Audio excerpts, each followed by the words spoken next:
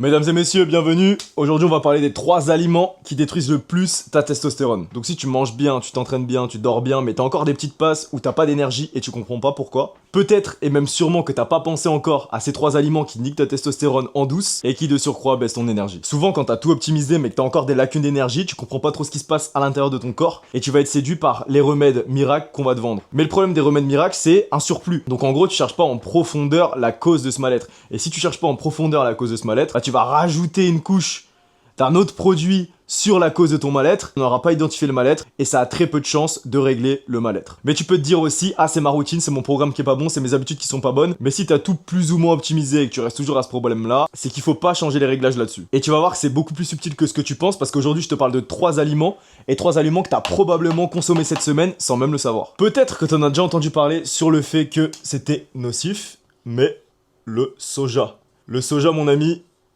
c'est à bannir littéralement ton alimentation. Et du coup, le problème avec le soja, c'est que tu peux dire, bon ok, j'achète pas de soja, c'est bon. Mais le problème, c'est que le soja, il y en a énormément glissé de manière sournoise dans notre alimentation. Je t'invite d'ailleurs, après avoir regardé cette vidéo, à checker un peu les étiquettes des aliments que tu manges. Et je te le dis, ça passe aussi par l'huile de soja, la protéine de soja et la lécithine de soja. Et honnêtement, il est partout, hein, dans les plats préparés, dans les sauces et même dans les protéines en poudre pas chères. Donc vérifie bien dès à présent ta protéine en poudre si t'en consommes et vérifie qu'il n'y a aucune trace de soja dedans. Une fois à l'époque, sans même regarder, j'ai même acheté des boulettes de viande surgelées. J'ai regardé et j'ai vu 75% de viande bovine. J'arrive, je me fais 75%, mais du coup c'est quoi les 25% autres? Je regarde et c'était, dedans il y avait protéines de soja, huile de soja et végétaux. Et en fait quand tu regardais en détail, il y avait une majorité de soja dedans. Donc en gros, tu manges tes boulettes de viande, tu penses que c'est de la viande, mais littéralement, il y a 25% de soja dedans. 25% de soja, 25% de chance de plus de baisser ta testostérone. Et le pire en soi, c'est que c'est vicieux parce que c'est mis en tout petit du paquet. Parce qu'ils savent très bien que les gens, ils veulent acheter de la viande, de la pure viande. Du coup, ils le mettent en tout petit, tu te dis, ah, c'est pas cher les boulettes de viande. Et si tu regardes pas, tu te fais niquer. Et derrière, tu bouffes du soja alors que t'avais même pas envie d'en bouffer à la base. Maintenant tu vas me dire Marco, ok, on veut pas manger de soja, mais pourquoi concrètement il faut pas manger de soja? Eh bien mon ami, je vais te répondre directement avec ce magnifique tableau blanc. Donc les isoflavones contenus dans le soja sont en réalité des phytoestrogènes. Donc c'est pas littéralement des oestrogènes, mais c'est une molécule qui imite, elle imite littéralement les œstrogènes à l'intérieur de ton corps. Petite parenthèse d'ailleurs, on rappelle que les œstrogènes, c'est l'hormone féminine. Donc en soi, t'as certainement pas envie d'avoir des hormones féminines dans ton corps, parce que je te rappelle que l'hormone féminine, c'est ce qui fait justement gonfler tes tétons, c'est ce qui fait que tu vas avoir des hanches plus larges, tu vas avoir plus de graisse par rapport aux muscles, tu vas avoir des traits féminins tout simplement. Après, si c'est ton délire de vouloir ressembler à une femme, libre à toi mon ami, moi je ne juge personne. Mais si t'es ici, je pense que c'est parce que t'as envie d'optimiser ta masculinité, t'as tout simplement envie d'être en accord avec toi-même et en accord avec ta masculinité, donc on va aller chercher le plus de testostérone possible par rapport aux œstrogènes. Surtout quand on se rend compte que la société agroalimentaire fait tout pour que tu aies le plus d'œstrogènes possible dans ta nourriture. A noter également que la testostérone et les œstrogènes, c'est un rapport d'équilibre. Donc en soi, plus t'as d'œstrogènes, moins t'as de testostérone, plus t'as de testostérone, moins t'as d'œstrogènes. Tu peux pas avoir 100% de testostérone et 100% d'œstrogène, c'est un rapport 50-50. Hop, je te l'écris ici, hop, c'est du 50-50. 50-50 x 2, donc c'est du 50-50.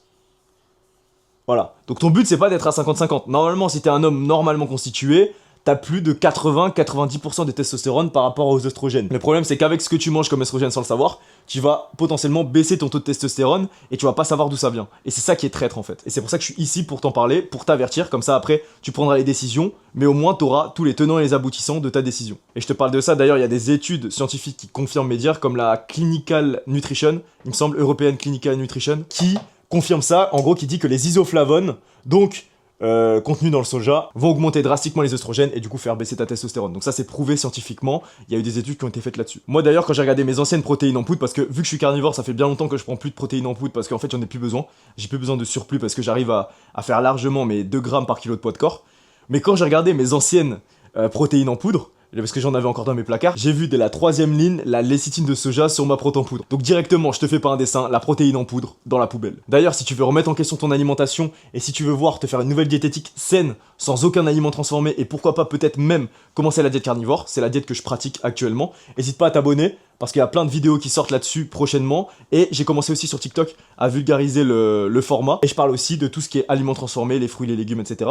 Donc n'hésite pas à t'abonner, n'hésite pas à suivre, n'hésite pas à lâcher un petit commentaire ou directement venir en DM sur mes réseaux qui sont en description si jamais tu as besoin de conseils pour revoir ta diète et pour essayer d'éliminer au maximum les aliments transformés. Donc le soja, c'était le premier aliment. Mon ami, je t'invite dès cette semaine à regarder toutes les étiquettes de tes aliments et de vérifier qu'il n'y ait pas de soja dedans. S'il y a du soja, tu sais ce qu'il te reste à faire. Go to the bin. Maintenant qu'on a énoncé le premier aliment, on va parler du deuxième. Tu le connais, tout le monde le connaît. Il est majoritairement consommé à outrance par les hommes de 18 à 35 ans.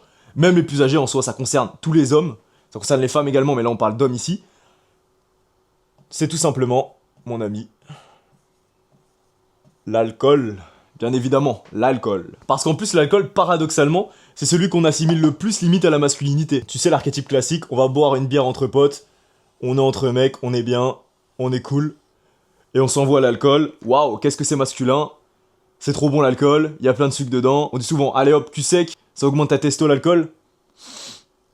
Pas sûr de ça. Donc comme je te l'ai dit, on t'a vendu ça comme un truc de mec, comme un truc d'homme. Mais quand on se renseigne un petit peu, on se rend compte que l'alcool, c'est le perturbateur le plus puissant pour baisser ta testostérone. Encore pire que le soja même. Et en soi, je te parle même pas de quantité massive, en mode c'est seulement si tu te mets des mines, seulement si tu sors, seulement si t'as une hygiène de vie douteuse. Mais je te parle de la consommation régulière à modérée, celle que la société normalise la plupart du temps. Je vais t'expliquer littéralement ce qui se passe dans ton corps quand tu bois. Donc là, je vais te faire un petit bonhomme, hop, avec des bras, une petite tête, on est content, il est là.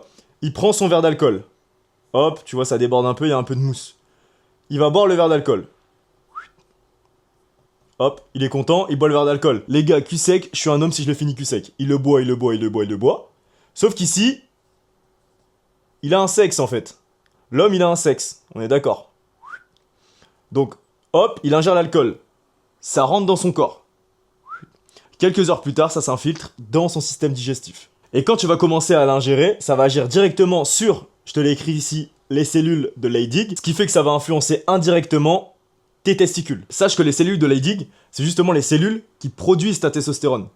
Et je viens de te dire que l'alcool allait interférer avec les cellules de Leydig, donc les cellules de Leydig interfèrent avec tes testicules, les testicules interfèrent avec ta testostérone. Je t'ai retrouvé d'ailleurs l'étude là-dessus, donc c'est une étude publiée dans le Journal of Studies of Alcohol, a montré qu'une consommation modérée d'alcool sur plusieurs jours suffit à réduire la production de testostérone de 6 à 23%. 6 à 23%. Bon, 6 ça va encore, tu peux te le permettre, mais si t'es mal tombé et t'es à 23%, compliqué quand même, je t'avoue. Donc là, à la limite, on parle d'alcool dans son global. Mais là, en l'occurrence, en plus, ce que je t'ai choisi, c'est une bière. La bière, c'est encore pire. Parce que dans la bière, qu'est-ce qu'il y a dans la bière? Il y a du houblon. Devine ce que fait le houblon à ton corps. Encore une fois, il nique ta testo. Encore une fois, je te simplifie au maximum. Hein. Je suis pas un scientifique, je me suis juste extrêmement renseigné sur ça et empiriquement, j'ai testé énormément de choses. Ok, maintenant, est-ce que je te dis d'arrêter l'alcool complètement? Moi, personnellement, j'ai pas arrêté l'alcool complètement. De temps en temps, je me fais des kiffs, je t'avoue, mais déjà, j'aime pas la bière. Et en plus, ça tombe bien parce que la bière, c'est super sucré. Moi, personnellement, quelle est ma vision de l'alcool? Moi, je trouve que l'alcool, c'est super bien parce que ça permet de fly, ça permet de te détendre, ça permet de prendre du recul par moment sur ta vie. Surtout quand tu bois pas mal quand même. Ça permet de prendre du recul, ça permet d'être dans un autre état, ça permet de te changer d'optique. Donc moi je diabolise pas l'alcool. Je pense que c'est comme le cannabis, ça permet de temps en temps, quand t'en prends, de pouvoir prendre du recul. Après c'est comme tout, le poison est dans la dose. Donc moi ce que je fais souvent personnellement, qu'est-ce que je consomme comme alcool? Soit du whisky, soit du rhum. C'est aussi simple que ça. Le whisky pur, avec ou sans glaçon, ça dépend de mon mood. Le rhum, la plupart du temps aussi pur. L'avantage c'est qu'il n'y a pas de sucre dedans. Je m'autorise des plaisirs, hein. Je préfère te le dire parce que je te rappelle qu'on reste humain. Donc dans ces moments-là, je t'avoue que je peux prendre la bouteille de rhum et la mélanger avec du jus de goyave, du jus de fruits de la passion et même du gingembre. Après je te rappelle que c'est modéré, ça m'arrive seulement 1 ou 2 fois par mois. Je suis prêt à grappiller quelques pourcentages de testostérone parce qu'encore une fois j'ai de la marge. Je te montre le tableau ici, je suis à 18,6. Au fil de ma vie, je perds 0,6 pour pouvoir kiffer avec de l'alcool. Voilà. Après c'est toi. Tu fais un peu ta balance. Si t'as fait une prise de sang de testostérone, tu te trouves un peu bas et que t'as envie de remonter naturellement, ce qui est super faisable. Il faut juste que tu connaisses les bonnes techniques et les bonnes habitudes. Là, en l'occurrence, je te conseillerais de cut l'alcool. Mais si t'es comme moi, que ça fait déjà plusieurs années que tu vas à la salle, que t'as déjà tes bonnes habitudes alimentaires et que tu sais te gérer, tu connais ton corps, tu sais comment tu vas assumer le lendemain, tu sais ce que ça fait sur ton corps, tu sais si tu vas grossir ou non. Moi, je te conseillerais, tu peux te faire plaisir avec un verre d'alcool. Après, il y a ceux qui aiment pas l'alcool du tout, ou après, il y a ceux qui sont croyants, musulmans par exemple, qui du coup ne boivent pas d'alcool, qui sont censés en tout cas ne pas boire d'alcool. Dans ces cas-là, si t'es musulman par exemple, en soi t'as même pas de questions à te poser, l'alcool tu le bannis, le soja tu le bannis, et t'es tranquille. Donc comme je te l'ai dit, moi j'ai pas arrêté complètement l'alcool, mais j'ai compris que chaque verre, c'est pas qu'une question de calories, c'est pas qu'une question, ah ok, y a pas de sucre, je m'envoie des calories, je vais quand même grossir parce qu'il y a des calories, je suis en surplus calorique, mais je me suis dit aussi, ah c'est un problème d'hormones. Donc à chaque fois que je bois, potentiellement, je perds des hormones. C'est ça que je me dis dans ma tête. Après, encore une fois, si tu commences à penser à ça tous les jours, tu fais plus rien. Mais au moins, c'est bon de le savoir. Que quand tu bois de l'alcool, t'as pas qu'un problème de calories, t'as pas qu'un problème de surplus calorique, mais t'as vraiment ce truc-là de ok, ça altère un peu tes hormones. Donc à ce stade de la vidéo, déjà, on peut résumer les deux. Le soja, c'est pas du tout bon. Je te rappelle que le soja, c'est des petites graines comme ça ressemble à ça. Hein. Si je te fais un dessin vite fait, c'est un soja, tu vois, c'est pas très beau, ça donne pas trop envie de le manger. Voilà. Donc t'as le soja, moi je te dis, cut-le complètement de l'alimentation. Alcool, à ce stade de la vidéo, du coup, je t'ai dit, je vais te dire un truc, je vais enfoncer des portes ouvertes, mais avec modo. Avec modo, avec modération, tu vois. T'es là, tu modères ton alcool, c'est parti. Ok, là on va passer au troisième aliment, et pas des moindres, parce que c'est celui que je considère le plus dangereux. Pourquoi le plus dangereux? Parce que c'est celui qu'on voit pas et qui est le plus invisible. C'est un peu comme le soja au final. Sauf que le soja, tu le vois un peu plus, c'est un peu plus facilement montré sur le paquet, alors que là, pour le coup, c'est très peu renseigné, c'est très compliqué de le déceler. C'est tout simplement les huiles végétales raffinées.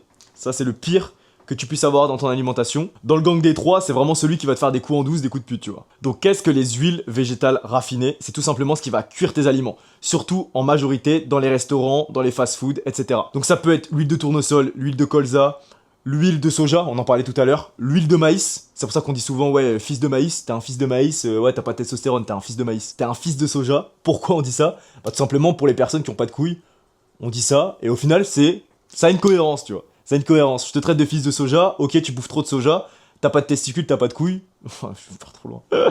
Mais ce qui est vicieux aussi, et tu t'en rends même pas compte, et ça, peu importe, et peut-être même que moi qui suis plutôt regardant, j'en ai peut-être même dans mon frigo, je sais même pas. Parce que t'en as dans les chips, dans les biscuits et même dans les sauces industrielles. Donc potentiellement dans ta mayo ou dans ta sauce Hannibal. Et en plus, il y a une propagande dans les publicités, on t'a rabâché dans le marketing, etc., que c'était mieux que le beurre pour cuire les aliments. Crois-moi, il y a rien de mieux que le beurre ou à la limite l'huile d'olive, vierge, extra bio, pour cuire tes aliments. Parce que qu'est-ce qui se passe avec ces huiles? C'est que ces huiles, elles sont hyper riches en oméga 6. Mais le problème, c'est pas les oméga 6 en soi, mais c'est les oméga 6 par rapport aux oméga 3. Donc le ratio entre les deux. Mini parenthèse, histoire de nos ancêtres. Faut savoir que nos ancêtres, sur le ratio oméga 3, oméga 6, ils avaient un rapport 1 pour 1.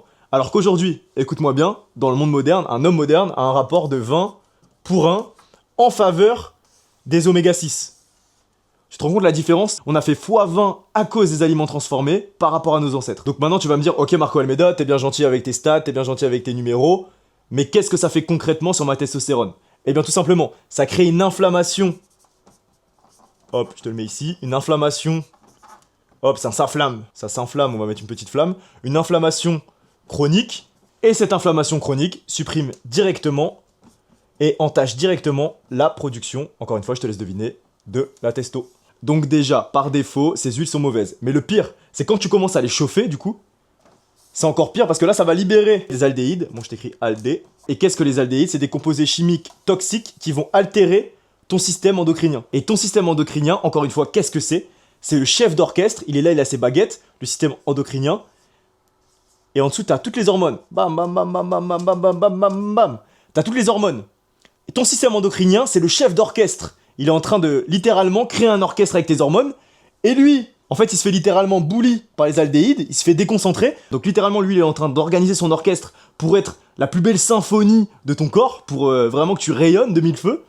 Et là, t'as les aldéhydes qui débarquent, comme ça. Ouh, elles débarquent sur le côté, et c'est comme si elles arrivaient, et qu'elles jouaient un orchestre qui sonne totalement faux, juste pour pouvoir perturber l'orchestre premier. Donc au final, c'est le bordel, il n'y a plus rien qui va, et au final, ça se ressent sur ton corps, sur ton énergie, sur tout ce qui s'ensuit. Honnêtement, les trois options pour cuire tes aliments, pour cuire ta viande, etc., c'est, je te dis, option numéro 1, graisse animale, donc soit de la graisse de bœuf, soit de la graisse de porc. En plus, ça a un bon petit goût, ça rajoute vraiment du goût à ta viande, pour l'avoir fait personnellement.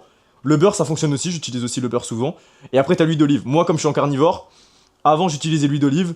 Maintenant, vu que je suis en carnivore, j'utilise pas l'huile d'olive parce que c'est pas codé pour le carnivore. Mais l'huile d'olive, en tout cas, c'est beaucoup plus sain que l'huile de colza et toutes les autres huiles que je t'ai citées précédemment. Et tous les bons aliments que je viens de te citer, comme le beurre, l'huile d'olive, etc., c'était ce qu'utilisaient nos anciennes générations avant qu'on leur vende des campagnes marketing à coups de marteau, coups de marteau, coups de marteau, pour pouvoir inciter les gens à utiliser justement des huiles végétales raffinées. Donc je te le rappelle, on a 3 aliments. Le premier, c'est le soja, je te le rappelle, bannis-le, parce que c'est des phytoestrogènes qui imitent les œstrogènes, ce qui fait que t'as un moins bon ratio testo-œstrogène. Le deuxième, c'est l'alcool, je te l'ai dit, avec modo, avec modération, et surtout la bière. Et honnêtement, si tu peux te passer de la bière, cut complètement la bière, parce que je t'ai dit, le houblon, c'est vraiment mauvais. Et en dernier, comme on vient de le voir, les huiles végétales raffinées, parce que comme je te l'ai dit, inflammation chronique, et perturbe le chef d'orchestre. Encore une fois, hein, aucun de ces aliments consommés une fois n'est un poison absolu, mais le problème c'est que la consommation quotidienne qui est normalisée par la société, qui a jamais fait le lien entre ce qu'on mange et nos hormones, ça c'est un vrai poison tout le long de ta vie et ça fait chuter tes hormones et ton énergie. Moi ça fait plusieurs années que je fais attention à ce que je mange, j'ai changé ce que je mange, j'ai évolué, j'ai testé plein de choses, donc tu vas faire tes erreurs également. Je suis juste là pour te donner de l'information en soi. Moi j'ai fait ma prise de sang récemment sur ma testostérone et je me suis rendu compte du coup que j'étais à 18,6, je te l'afficherai à l'écran directement ici. Donc je suis à 18,6, sachant que la moyenne des hommes c'est 12. Et le record, je crois le plus haut que tu peux aller c'est 22, 23, 24 testostérone, donc je suis pas encore le plus haut, mais je suis content parce que je suis à 18,6 et j'ai toujours fait pour l'optimiser au maximum, donc au final cause-conséquence. Donc je te parle de manière empirique, donc c'est des choses que je fais. J'ai fait également ma prise de sang de vitamine D, magnésium, zinc, les autres vitamines, tout ce qui s'ensuit, les minéraux, et à chaque fois, je suis au-dessus de la moyenne, j'ai aucune carence. J'apporte des faits à mes propos qui fait que, bah moi en tout cas, ça marche sur moi. Après, est-ce que ça va forcément marcher sur toi? Ça dépend, donc c'est pour ça que je modère mes propos. Moi, je te partage juste mon expérience personnelle, je t'explique un peu ce que j'ai appris au fur et à mesure de ma carrière, entre guillemets, de go muscu, de vie tout simplement en fait. Moi j'aime apprendre, je suis curieux, j'aime savoir les causes-conséquences, qu'est-ce qui fait ça, comment avoir ça, comment game un peu, comment utiliser. Moi personnellement je vois la vie comme un jeu vidéo. Donc moi personnellement je me vois comme le personnage principal de mon propre jeu vidéo. Donc à partir de ce moment là je me dis tout simplement comment je peux améliorer mes skills le mieux possible dans ce putain de jeu vidéo, dans ma matière physique, dans mon corps physique. Comment je peux faire pour arriver où j'ai envie d'aller? Parce que c'est ça le principal au final, c'est aller où t'as envie d'aller. Comme ça t'évites aucune frustration, t'es où t'as envie d'être. Voilà. Et honnêtement, petit message motivationnel de la fin, tu peux avoir n'importe quel physique différent, avoir une génétique plus ou moins bien encline ou enclin pour développer de la bonne testostérone, pour développer de la masse musculaire, pour développer ce que tu veux. Mais dans tous les cas, t'as une marge de progression. Peu importe ton point, et surtout compare-toi qu'à toi-même sur ton corps, sur ton physique, compare-toi qu'à toi-même et à tes progrès. Tous, autant que vous soyez, je vous invite maintenant à prendre dès à présent rendez-vous en laboratoire, ça vous coûte entre 50 et 100 euros maximum, même pas, hein, je crois que c'est en dessous de 50 euros, pour faire une prise de sang de testostérone, et même de tous les autres nutriments. Non, je crois la testo, genre c'est une trentaine d'euros, pour faire juste la testostérone, mais je vous conseille de vraiment faire tous vos nutriments, comme ça vous savez où vous avez des carences, vous pouvez travailler dessus, notamment soit avec des compléments, soit justement en vous renseignant sur les nourritures, et en sachant ce qui vous manque, et en telle nourriture, ok, elle apporte ça, par exemple, ok, dans cette viande-là, il y a plus de créatine que dans celle-là, la viande rouge, elle est plus riche, le poulet un peu moins riche, etc. Et comme ça, vous pouvez modeler un peu votre alimentation. Mentalité, encore une fois, jeu vidéo, vous allez chercher vos skills, vous allez chercher vos compétences à l'intérieur du jeu physique. Et voilà, c'est parti. On fait attention, mais on est un risk-taker, donc on prend des risques. Donc ne perds pas espoir, mon ami, tu peux commencer dès maintenant. Ce qui va faire la différence sur ton quotidien, c'est l'action. Dis-toi dans ta tête, je suis le meilleur et tu feras des grandes choses. Encore une fois, je viens de commencer les vidéos. Là, c'est ma deuxième vidéo ciblée sur la nutrition, ciblée sur un peu l'amélioration, la nutrition, la diète carnivore et tout ce qui s'ensuit. Là, je t'ai fait une petite vidéo pour améliorer ta testostérone. Maintenant, n'hésite pas à me dire ce que tu en as pensé en commentaire, tout simplement. N'hésite pas à me dire l'aliment aussi qui t'a le plus surpris. Donc voilà, je vous partage toutes les semaines mes connaissances en vidéo YouTube et tous les jours, notamment sur TikTok, en plus rapide, en format bien évidemment plus court. Je vous vulgarise un peu, voilà, des choses sur cette thématique, la testostérone et tout ce qui s'ensuit. On est ensemble dans cette shit, comme j'aime le dire. Qui m'aime me suivent. Si tu me détestes, ferme la vidéo, mets un pouce rouge et casse-toi. Si tu m'adores, like, commente, partage et on envoie. C'était Meida Fit, c'était Marco Almeida pour Meida Fit et on se voit bientôt pour une prochaine vidéo. Hop, je vous laisse si vous voulez prendre un screenshot.